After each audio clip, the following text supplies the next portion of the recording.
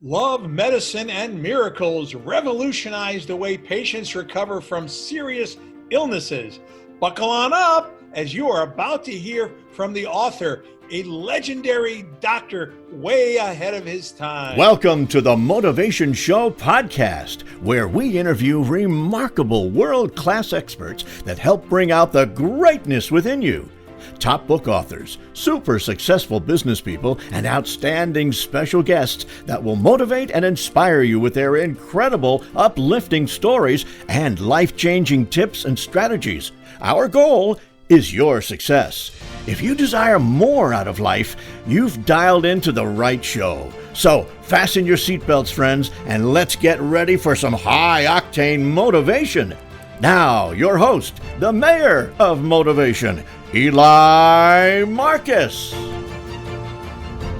Our guest today on the Motivation Show is a retired surgeon and world-renowned pioneer in the connection of mind, body, and healing. He has helped millions of patients combat serious illnesses, and in many cases, his teachings help them beat the odds and achieve remission and often complete healing, doing so by utilizing their innate abilities to use their mind and the power of love as perhaps their strongest medicine. His groundbreaking book, Love, Medicine, and Miracles, published in 1986, sold millions of copies. But most importantly, he gave hope to the world that we can look within ourselves for the coping, healing, and perhaps the cure. This show I am dedicating to Loretta, who battled a very challenging illness for 17 years, far longer than many doctors would have believed was possible. Loretta was a student of today's guest, read his book, and attended his lectures. Loretta did not believe those 17 years of survival and joy were a matter of luck, but rather a byproduct of the immense love and mindset she created and greatly admired and applied the teachings of this mentor who was way ahead of his time. It gives me great pleasure to extend a warm welcome to Dr. Bernie Siegel. Thank you, Eli. Yeah, you're right. I was way ahead of my time. And I have a bunch of magazines in the house that I get a kick out of looking at. You know, my face is on the cover, but the word controversial. I mean, the articles that were written were really critical of me. That means you're doing something right, Bernie. But I'm still talking. And now you can't get the magazines to come back and say, hey, you know, he was right. Let's write an article about him. Because I was told you're giving false hope. I said, that's an oxymoron. You can't have false hope. You know what I mean? You could win the lottery, even though you have one chance in 5 million, but it could happen. And I was showing people what I learned from those who were successful. And what's interesting is psychiatrists understand this much better than what you would say regular doctors. Because, you know, if you got, like you were talking about, somebody with life-threatening illness, oh, I'm so depressed, I'm going to go see a psychiatrist. They learned and have written about certain personalities that exceed expectations in survival. One of them called it an immune competent personality. And he published an article about it. That's when the AIDS epidemic came out. And this is what I learned from the people in the support group. There were certain people who didn't die when they were supposed to. And I'd say, how come you didn't die? Because a lot of these people I thought were dead. You know, I knew them, but they didn't come to meetings or back to the office or anything. And then you'd go out and give a lecture and look who's sitting in the front row. I like the way you said they were supposed to die, as if it's like preordained. And well, that's what they were told, but they were not the kind who were so depressed they went home, climbed into bed and died. I mean, let me give you the other side of the coin. The effect it has on, this was a gentleman who had lung cancer. He was doing okay, developed cataracts. So he went to get cataract surgery because it was really screwing up his life. His insurance company told him, we're not paying for cataract surgery. You're going to be dead in 6 months. That's literally the letter he got from them. Ooh. And I don't make up any of these stories. He went home lay down on his bed and died in 5 days. Wow, the power And of I the mind. told the family to sue the insurance company, and they did, because they killed the man by taking his life away. And see, the other side of the coin is when you call up to ask, how come you didn't invite me to the funeral? And the guy you thought was dead answers the phone. And his comment to me was, he moved to Colorado to die in the mountains. And I called up a year later wondering why the family didn't call me to come to the funeral. And he said, it was so beautiful here, I forgot to die. You know? And so the people who don't die have those stories to tell. And I was teaching people what I call survival behavior, you know, and it made them look at their lives. And I'll tell you, an interesting test everybody can give themselves. When you have something wrong, physical, emotional, whatever, say to yourself, how would I describe this to somebody? What words would I use to tell them what I'm going through? 2 examples. One was a woman about to be admitted to the hospital with a week of migraine headaches. And the pain, she said she couldn't stand it. And I happened to be in the in the emergency room when I was told about her, because I was speaking the way I'm talking. They said, shh, keep your voice down. She has a terrible headache. So I went in to help her. And I said, let me take you through a meditation and try to relax you and ease the pain while you're waiting for a hospital room. And in the meditation, I said, how would you describe your pain so we can relieve it? She said, pressure. So I did a meditation about relieving the pressure in your life, because she wasn't my patient. If she were my patient, I would have said, all right, what in your life fits that word? So we finished the meditation. I went out of the room and I was seeing some other patients, and the nurse came over and said, it's her marriage. The headache's gone. She's going home to fix it. Oh boy. That impressed the hell out of me, you know? And the other was a patient who had cancer. So I said, what's it like? Failure. How does that fit your life? Well, my body failed. I said, that's not my question. How does failure fit your life? Oh, my parents committed suicide when I was a child. Oh my God. I must have been a failure as a child. Oh, wow. And that's why, I see, the nice side is if somebody says, what is it? It's a wake-up call. It's a new beginning. Then I know they're on the right path, you know, to healing versus all those negative words. But people need to keep learning. Yeah, many years ago, I had lots of trouble with vertigo. And, you know, it was hard to get out of bed. And one day I stood up in the bedroom and it starts whirling around. And I said, hey, dumbbell, why don't you do what you do with patients? What's it like? Well, the world is spinning around. Yeah, maybe you need to slow down. Ooh, I like that. And I thought, what a classic symptom, because what would keep me from traveling, lecturing, going? You're dizzy, so you have to lie down and rest. And, you know, I worked that all out and I don't have that trouble anymore. But that impressed me when I finally, you know, lived my sermon. I'd put it and say, hey, dumbbell, why don't you do what you do with patients? I like that, because there are clues that are left behind for you. You just got to see those clues, right, Yeah. Bernie? So I always say I lived the sermon. And people often complimented me and they'd say, we know you're honest. I said, what are you talking about? Your wife and children are here listening to you. And my wife participated in the lectures too. And I thought, that's damn interesting. How many people going out, you know, well-known and giving sermons and lectures have their family sitting in the front row because maybe it's not them living what they're preaching, you know? But I lived what I preached, so I didn't worry about our kids being there. They knew if I said something, they could remind me I had said it, you know, and to live what I was saying. Well, it's very apropos to have you on this show right now, because we're in a COVID-19 world and people are stuck at home and they're frustrated and they can't do the things they used to do. And their mind is gravitating to the negative. And as you've said in your books, you know, how the mind easily gets into that negative thinking. So how does somebody who's just frustrated and thinks the world is collapsing on them and can't see the forest from the trees, you know, what do they do? Well, my first reaction was virus is to correct things, because I thought that underlying message, stay at home, And it suddenly occurred to me, our home is the planet Earth. You know, it isn't just going in a building and saying, okay, I'm home. We're all here on the same planet, in the same home. And we have to realize we're all neighbors and we affect each other. And so let's all say, yes, we're home. Let's take care of our home because it belongs to all of us, and treat each other like family. Mm-hmm. Or rather than, I don't like your religion, I don't like your race, I don't like your skin color, I don't like what you're eating. I mean, stop fighting with each other. We're all at home. We may have different habits, different environments, but it's basically all our home. It's in the Bible there, Bernie, you know, love thy neighbor as thyself, you know, right? Yeah.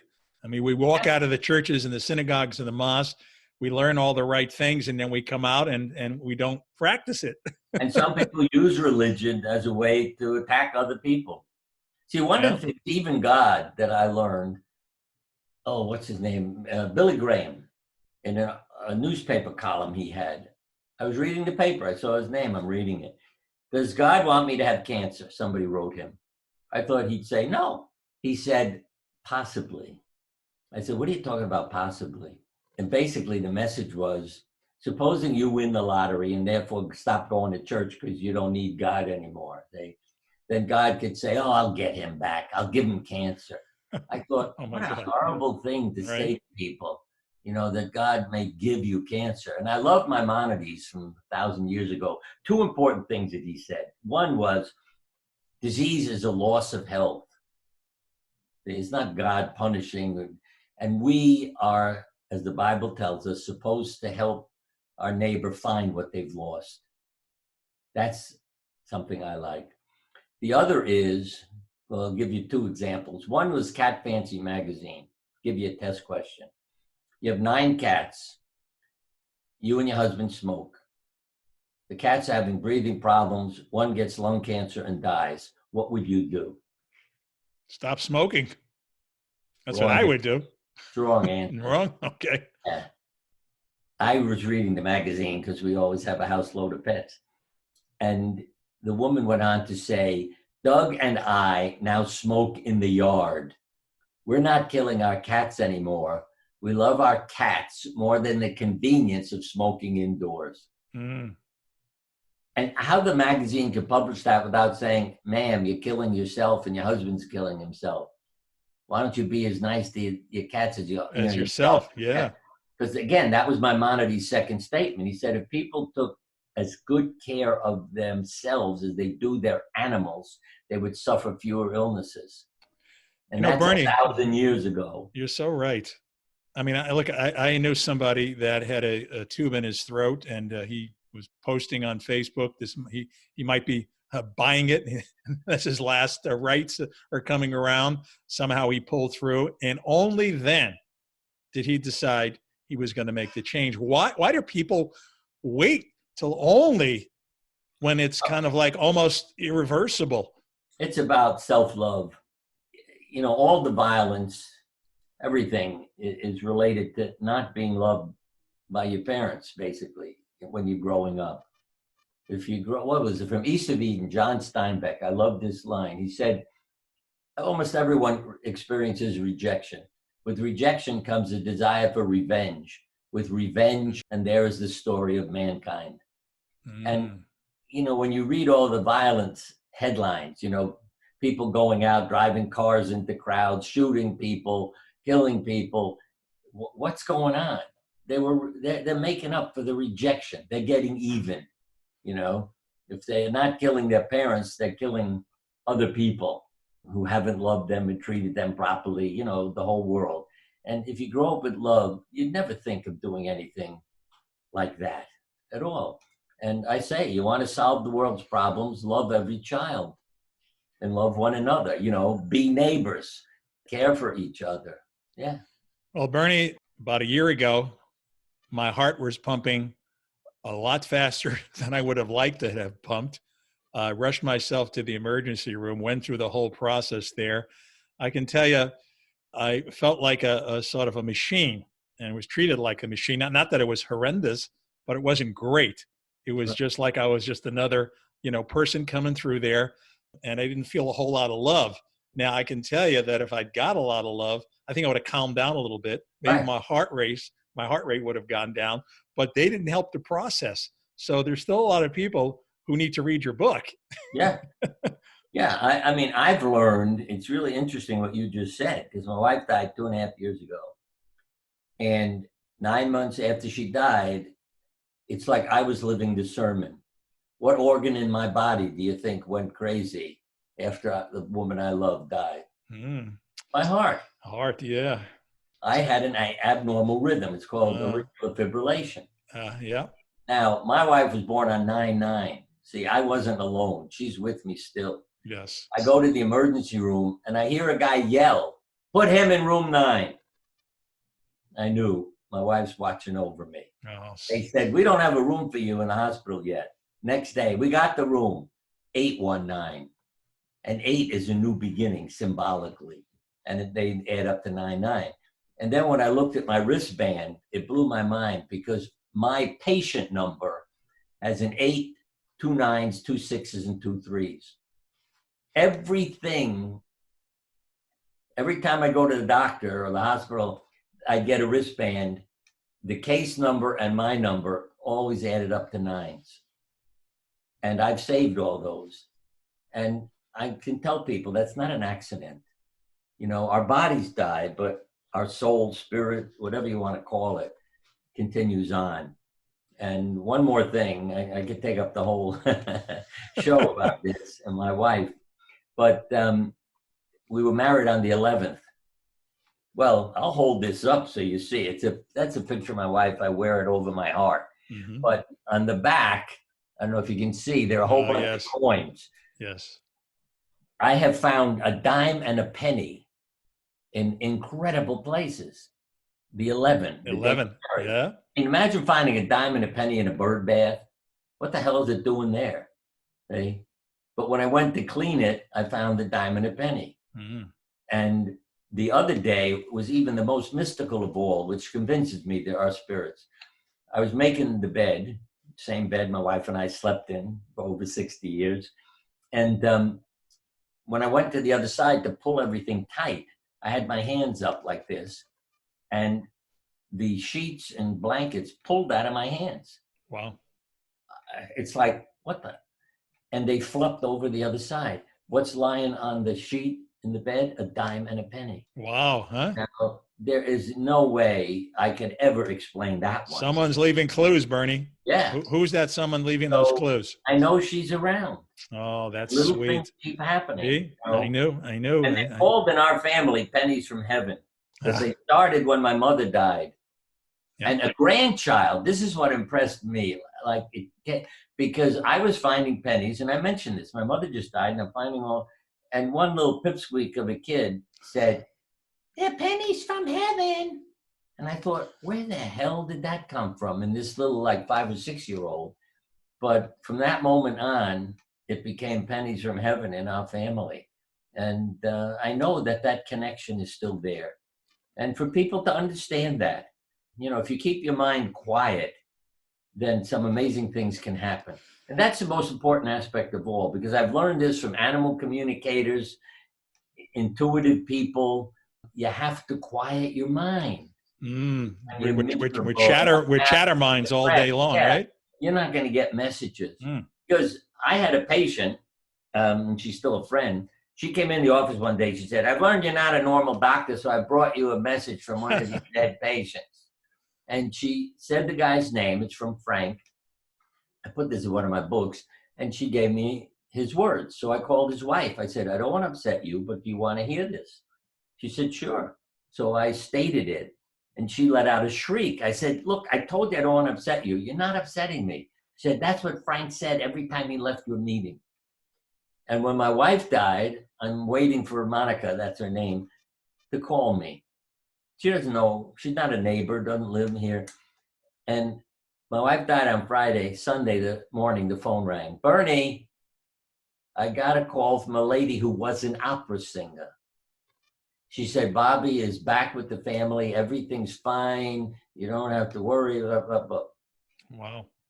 What blew my mind was my wife's mother was an opera singer. Oh, wow. Now, it's one thing to tell me your wife's talking, you know, Right. Yes. Right. but how the hell do you know she was an opera singer? Yeah. And so I always say, if something happens, even if I can't explain it, I believe it. You know what I mean? I don't deny it or say that's crazy. That couldn't have happened. So you don't need to see it to believe it then. Yeah. I don't need to explain You how don't it need to happened. explain it. Yep. Yeah. But I will see it and experience it and accept it, even if I can't explain it. Because I know someday it will all come to me and I will know. I mean, as a 4-year-old, I almost choked on a toy. I had a near-death experience. I didn't know it was unique. You know, I'm 4 years old. This is a long time ago. I didn't tell everybody, oh, what a wonderful thing happened. Because I thought, oh, they all know about this. It must happen to everybody. And I was very upset, as a lot of kids are. I'm laughing because the first words out of my mouth is, who did that? I thought, this is wonderful. I prefer being dead. You know, when you're 4 years old floating around and you can see and think, you know what I mean? You're out of a body, but everything's working. Yeah. And then to be back in the body, it was like, oh, this is so disappointing now. And my mother was in no way interested in my experience, because when she came in and saw all the vomit and the pieces of toys, and she knew what had happened and that I had almost choked. So she wasn't going to sit down and say, oh, that's interesting. Tell me what. So do you think that near-death experience in such an early age influenced then basically I think you're becoming a pioneer in the mind-body healing? Consciously, no, but I think unconsciously, yes. Yeah. And I'll tell you, the other, even my shaving my head, I don't know why I had to do it back in the 1970s. Again, my family was terribly embarrassed. It was not the style. You know, it was one more thing that crazy father is going to do. But it let people know I was wounded. And so everybody talked to me because they knew he can't be normal. He's got to be troubled to do that. But then years later, I read Jung, and he said monks shave their head as a symbolic measure of uncovering their spirituality. Oh, that's powerful. When I read that, I realized that's what I needed to do. Yep. Because Elizabeth Kubler-Ross, when I drew a picture for her, her first question to me was, what are you covering up? Because she said, you used a white crayon, the paper's white. You don't need a white crayon. It's already white. You added a layer. And when I painted a portrait of myself, because I was an artist as a kid, and to heal me, I started painting again. So I did portraits of our pets, our kids, every member of the family, pictures hanging in the house. Myself in surgical outfit, a cap, a mask, and a gown. You don't know it's me. And I realized you paint your portrait and you're hiding. But I knew what I was hiding from was all the pain, the emotions. Well, I'm writing books now, you know, keeping journals in those days. And my wife found the journal once and said, there's nothing funny in your journal. I said, my life isn't funny. What are you talking about? And then, thank God, she told me funny stories I told the kids and her in the evening, say when we had dinner, that had happened at the hospital. But I never put them in my journal. What got in the journal? All the things that went wrong and all the troubles you had that day. And she helped wake me up to pay it, and everybody needs to pay attention to the good things too. Yeah, right. You know, don't just focus on what went wrong today. Why is it human nature to focus on that? You know, I don't know what does that to us. What's psychology? Yeah. I mean, because I put this in one of my books too. My wife did stand-up one-liners, comedy, because I saw the benefit it had to the audience. And I mean that literally. She would make people laugh for 10 or 15 minutes, like a female Henny Youngman kind of thing, you know? And one time, instead of taking her seat in the audience, I sat on the stage because it was too awkward to go down. And I mean, I was amazed at the change in the audience after they laughed for 15 minutes. Okay? They were all sitting up, smiling, looking healthier. And so after that, I made it really a part of the talk, the therapy of laughter. And her comment, something I have in one of my books, was, a smile improves your face value. Laughter is contagious, be a carrier. and he who laughs lasts. Ooh, And, we need to remember those things. he who And laughs again, lasts. I with the like that. coronavirus, yeah. See, we know from studies now that, things I was called crazy about. If you laugh, your immune function increases and your stress hormone levels go down. Yep. If you're in stress, the opposite happens. Right. And one student showed only with actors, he just gave them something funny to read and the immune function improved, stress hormone levels went down. Gave them something tragic to act and the opposite happened. And they were only acting. And it even impressed his professor, because his professor said, that's crazy. What difference can it make if they're acting?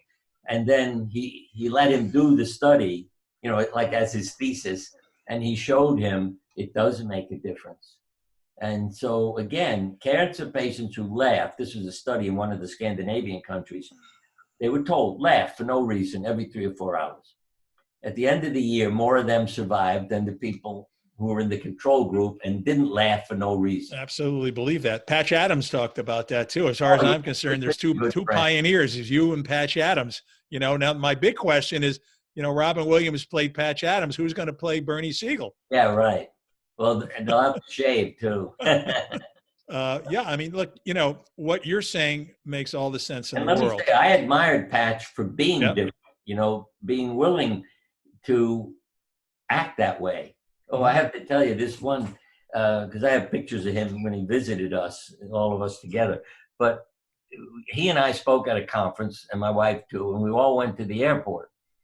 And we're walking through the airport, and I noticed my wife drops back behind us. And I mean, I was busy talking to Pat, so I didn't know what the hell she's doing.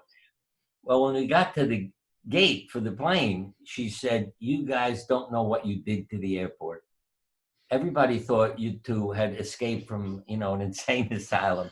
Patch is like over 6 feet tall, dressed in bizarre, clown clothing. I've got a shaved head when it's totally What a pair. What a pair. Yeah.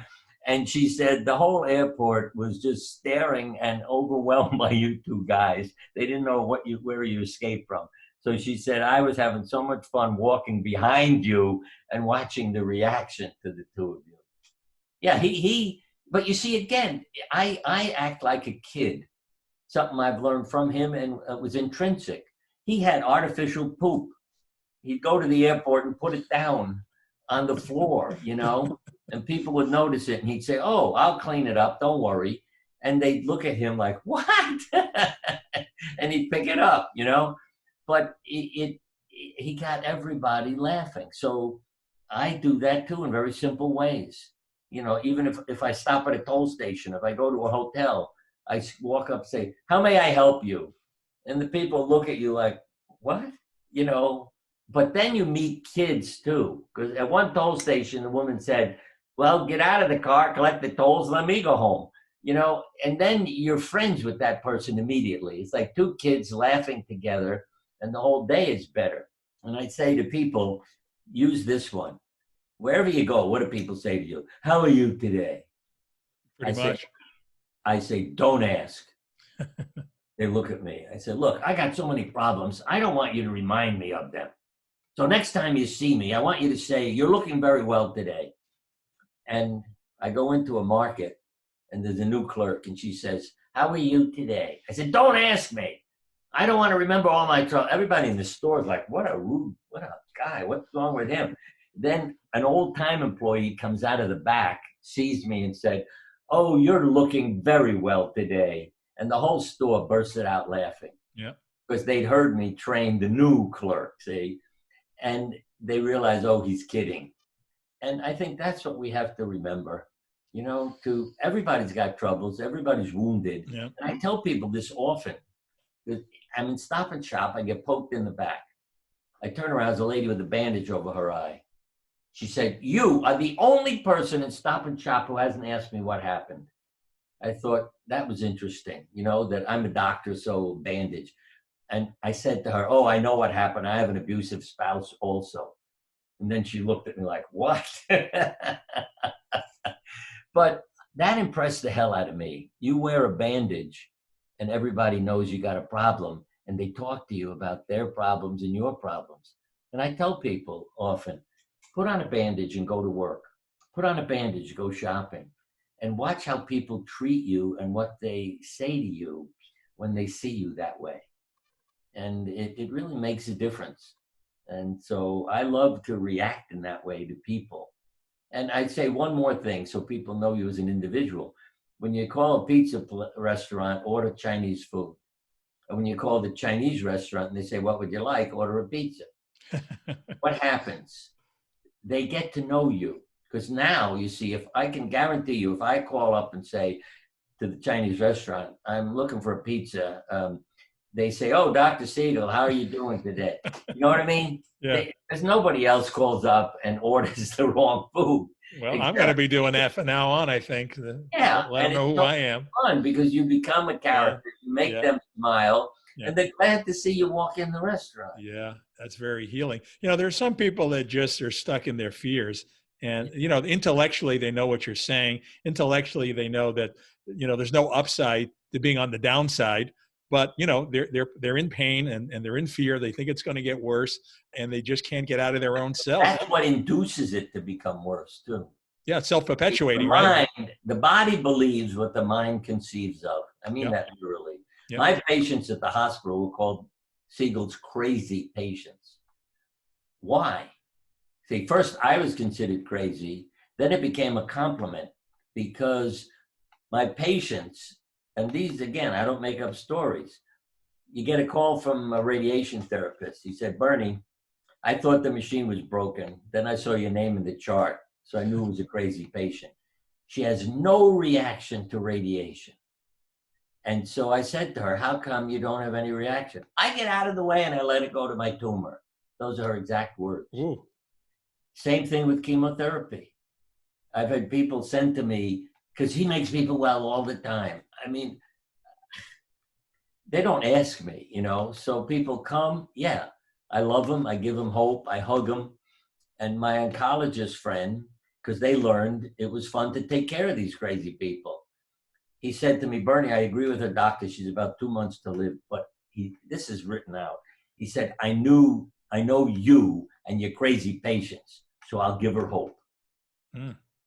In 6 weeks, she was in complete remission from her cancer. Wow.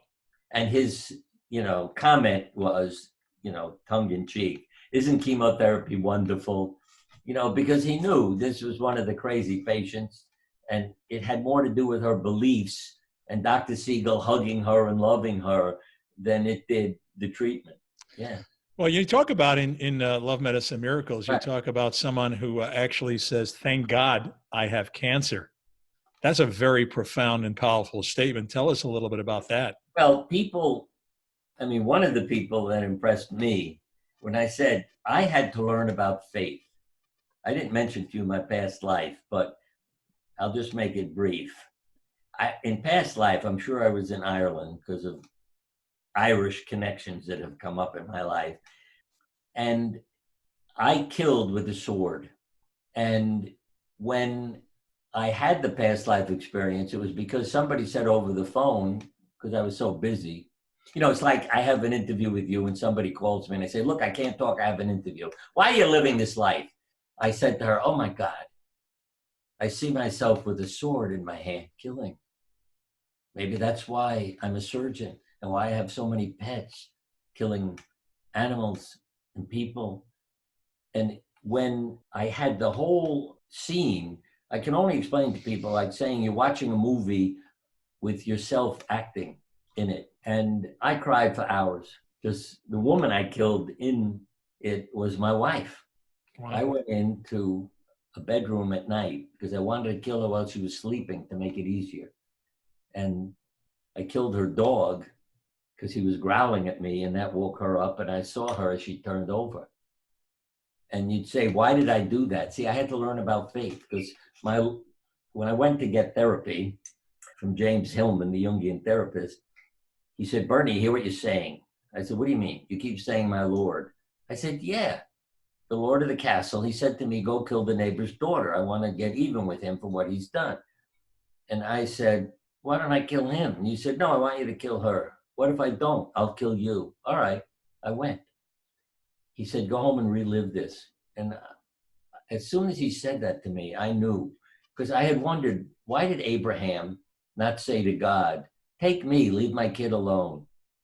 You know, why didn't Jesus jump off the cross, you know, and say to people, do you see who I am and what I can accomplish? So pay attention. And they had faith and knew that what they did would produce the results that were good for the world. And that changed me to learn. You know, I get back to shaving my head, to uncover faith. I mean, there were so many things in my life. It just sort of all came together. So yeah, I have faith now. I talk to God all the time. I have faith. And one woman went home to die. She was told she had a few months to live. She came back to the office and one of my partners called, Bernie, come in here. You're interested in this stuff. I go in and he said, her tumor is gone. A pancreatic tumor, you could feel it. It was so big. And I said to her, tell them what you did. She said, you know. I said, I know, but tell them. She said, I went home and I left my troubles to God. Ooh. And the tumor disappeared. Somebody think of the message her body now got. Yeah. She's at total peace. God is taking care of her. Love it. And the body says, oh, then we'll be okay. You know, no different than the people I mentioned getting chemo and radiation. And side effects, you know. Take the burden off yourself. When you say draw a picture, some of them draw God as the source of their treatment. I mean it. God, the x-ray machine, God is putting the IV in, you know, with the chemo. And so their body says, oh, then this is good. I don't have a problem. I'm in good hands. Somebody else who drew the devil giving me poison. Now they're having literally suppression of their white blood count on the way to the doctor because of their image of it. Right. Yeah. And so I've learned picture. So you know, that's kind of like the white lab coat effect, where you go to the doctor and then all of a sudden your blood pressure goes up. But then when you're not in the doctor's office, all of a sudden your blood pressure's down, right? Yeah. It's how you feel and your reaction. And I've learned, you know, to work with my mind too. So, you know, we have a business audience that listens to this. And, you know, when I think of the average entrepreneur, right, it's long hours, it's hard work, you know. Often you have to choose between whether you're going to go out, maybe take a run, or whether you're going to, you know, apply yourself for another 4 hours and plug away at the computer and slave away. So how do you balance, you know, the fact that you're always having to have a bottom line versus, you know, meditation, yoga, if running? You ask my mother, she would say, do what makes you happy. Say, stop thinking and do what makes you happy. Now, I mean, I didn't have an advantage over business people. I was at the hospital on call at night. Our kids were not happy that their father was a surgeon, you know, because in those days you had to be near a telephone. Can I ask you what made you leave? Because I think, was it about 1989 you left surgery? Which I assume was pretty lucrative. Somebody said to me, did you ever think of talking or writing and helping more people? I said, no, I got a C in writing in college, so I'm not a writer. But I learned again, you can. And you see, all the people came together, we wrote a book. And then I went out talking, and I was talking to more people. I've been to every state and multiple foreign countries.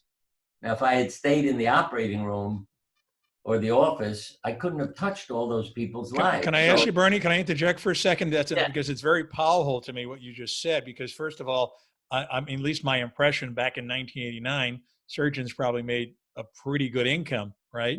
So to give that up, to go for something that's, you don't know where that path is going to lead you. You don't know what kind of income you're going to get. How did you take that leap of faith? It was because I wanted to help people. That's the mission. You're on a mission. And that was more like important than the money. Doing workshops, traveling.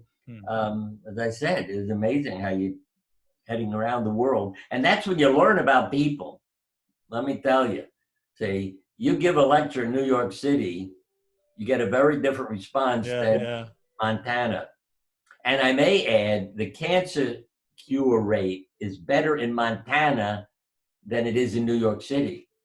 And why is because that? your neighbor is treating you. Mm, Okay? yeah, yeah. And so I Yeah. began to learn how I talk to people was also important. I loved insulting New Yorkers. I grew up in New York, okay? I was born in Brooklyn.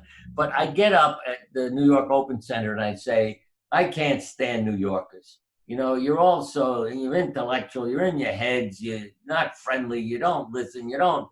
And I would talk and talk. And finally, a hand would go up. Yes, I paid to come here, and all you're doing is insulting me. I said, I waited until you were all ready for me to begin. Now that I've gotten through to your feelings, I'll start my lecture. And then they would laugh and know it was part of what I was teaching them.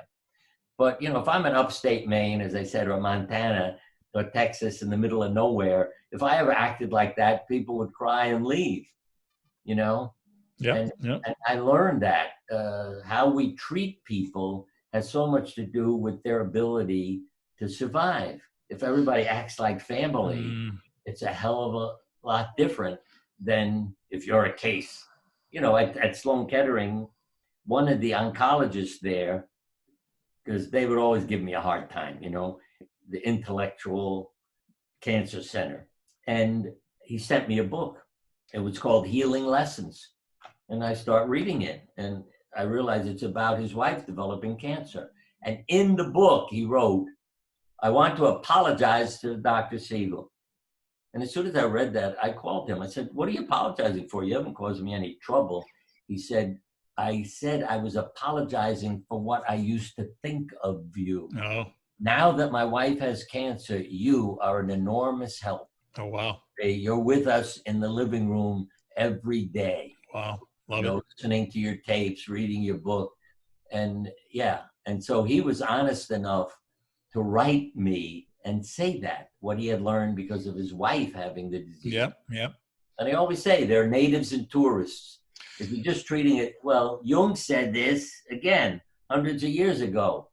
The diagnosis helps the doctor, but it doesn't help the patient. Love But that. the key thing is the story. For Yep. it alone shows human background and human suffering, and only at that point can the doctor's therapy begin to operate. And that's why I learned to treat people, not a disease. I love that. You know, in your book, you also mentioned three words which really resonate with me. You call it the mutual investment society. You know, that relationship between the doctor and the patient, and how really important it is, not just for somebody to walk into your room, you know, very, very cold and very scientific, and I'm a doctor and I know it all, but to actually have the compassion and and the connection. I learned to put my desk against the wall, so there was no separation when people came in. And a lot of them were confused. They'd walk in and say, is this a doctor's office? I'd say, yes. Why? Well, look where your desk is. Because the way I learned it, again, I more often was invited to medical schools by the students, not the faculty, or a medical school graduation. And I would say to them, draw yourself working as a doctor.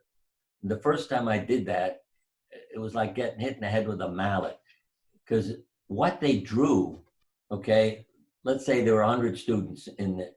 One picture showed equipment, no human beings. And the statement is, draw yourself working as a doctor.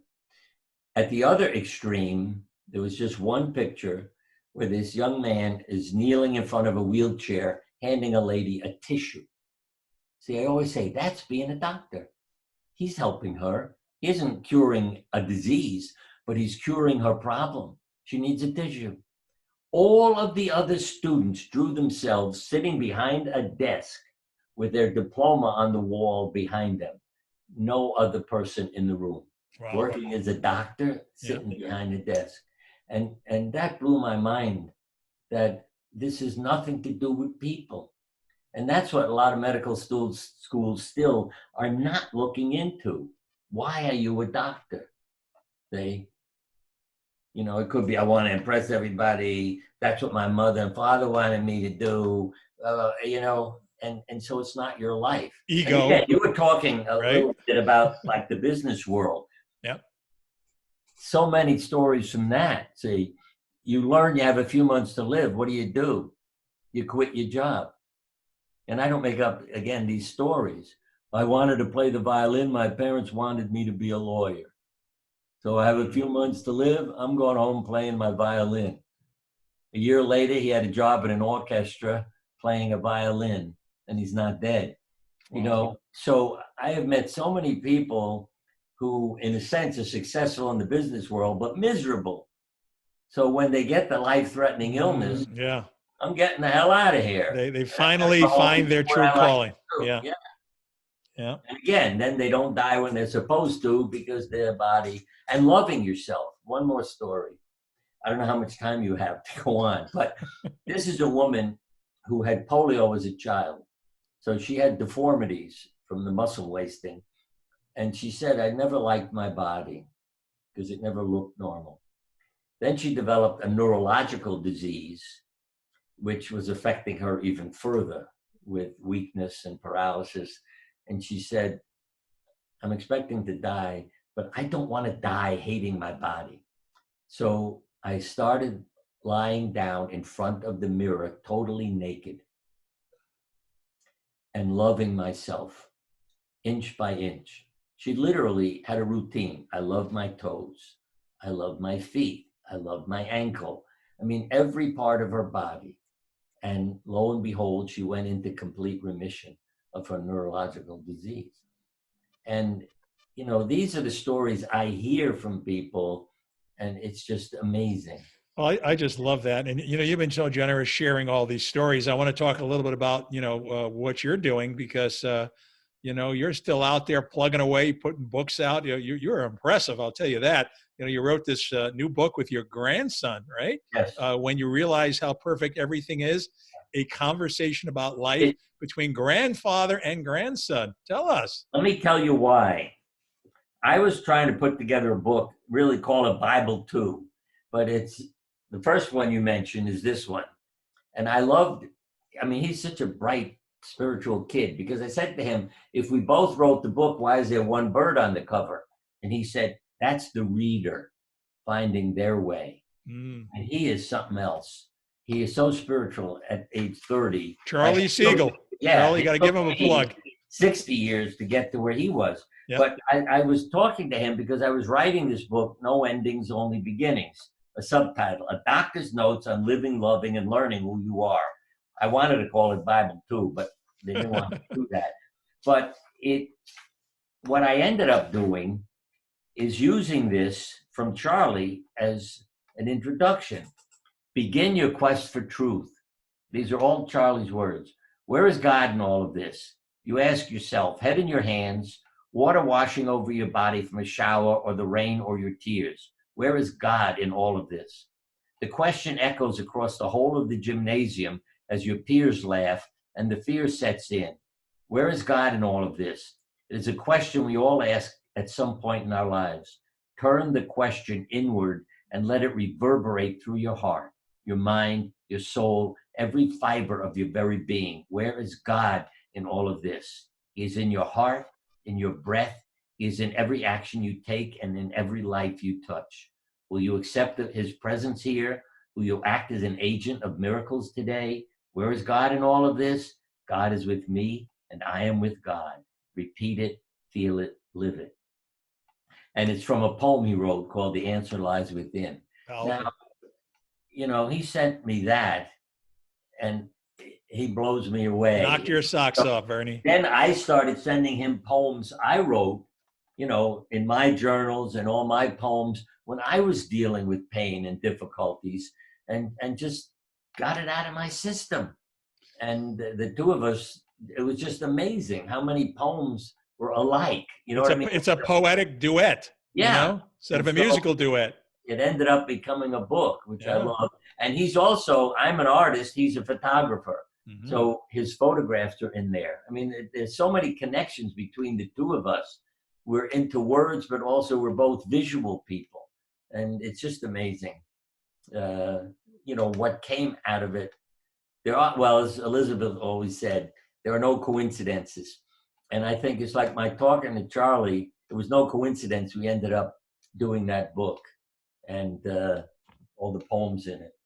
Well, I want to get into one other thing that really struck me. Again, I'm an old timer myself. I read your book a long, long time ago, and it still resonates to me today.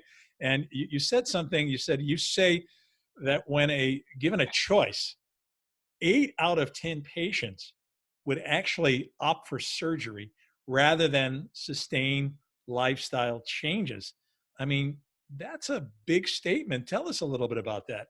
Well, I don't remember a lot of these things that I wrote and said, but people are afraid to do it themselves. Maybe I put it in another perspective, what taught me a lesson. When a woman with cancer was at a meeting that I went to thinking I thought it was a meeting for doctors. It was run by Dr. Carl Simonton, who wrote the book, Getting Well Again, Helping Cancer Patients. I was the only doctor in the room. It blew my mind. A doctor is presenting a conference. 150 people are cancer patients. Oh, and one psychotherapist and me. All the rest were cancer patients. But now they could sit with me. And the one sitting next to me said, "You're a nice guy. I feel better when I'm in the office with you, but I can't take you home with me. So I need to know how to live between office visits." See, that's what changed my whole life. Because I thought, if I help people live, I'm not a failure. I can't make people live forever and cure everything, but I can help them live. So we go back to the office, we send out 100 letters saying, "Want to live a longer, better life? Come to a meeting." I told the secretary, put in the letter, it's only for our patients who get this letter. She forgot. And I couldn't sleep thinking, what the hell am I going to do with 300 people? They'll bring their relatives, their friends. I was a wreck. And then I get to the first meeting, 12 women showed up. Okay. Now you'd say, why didn't they all come? Because I could do it wrong and then I don't get well, I'm a failure. See, so operate on me. Then it's not my fault if I don't get better. But if you tell me to draw a picture, read a book, come to a meeting, and I don't get well, and I'm not an artist, and I don't have time to read books, I screwed up. I couldn't believe how many people were afraid to fail. If you were told you're going to die, what do you got to lose? It's the same reason that people don't follow their dreams. They don't build their business. And, they say the most dreams end up in the cemetery. I would be handed drawings sometimes that said, I had my 11-year-old do this because I'm not good at drawing. I mean, but again, what are you fearing? You see, and then the survival people, look, if you're going to come to our group, you have to read my book, Love, Medicine, and Miracles. You have to draw pictures and answer. I had a couple of pages of questions, about their life. I said, you have to do that. So do that. And then, the next meeting, maybe in 2 weeks, you can come. And she said, you have a meeting tomorrow? I said, yes. Well, I'll sit up tonight and I'll read the book and I'll do that. And people would do that, see? And I know damn well that's not somebody who's going to die on schedule. When you get that kind of motivated human being and somebody else, it takes them a month to read a book and draw a picture. Yeah.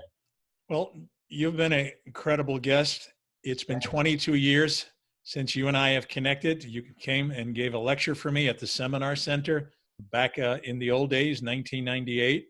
I'd like everybody who's listening to the show, go pick up a copy of his newest books, which are When You Realize How Perfect Everything Is, a conversation about life between grandfather and grandson. You'll read this great duet between poetry between Bernie and his grandson, Charlie Siegel, and his other new book, No Endings, Only Beginnings, a doctor's notes on living, loving, and learning who you are. And of course, if you haven't gotten Love, Medicine, and Miracles, what are you waiting for? Because if it's not you or a loved one, they need to hear this message. Bernie, it's been great to see you again. Let's make sure it's not 22 years. And the thing I always point out is it's not to try to avoid dying. It's to enjoy living. And then your body will get the message and you'll be amazed at how long you survive. And that's a great note to end this on. Guys, enjoy living. I know I will. God bless you, Bernie. Thanks so much for tuning in. We love our listeners, and we believe you have greatness within you.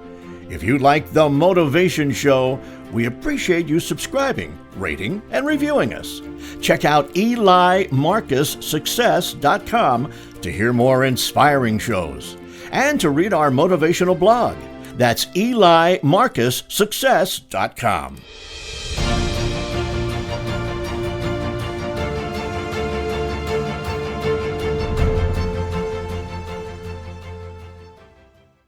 This podcast is a part of the C-Suite Radio Network.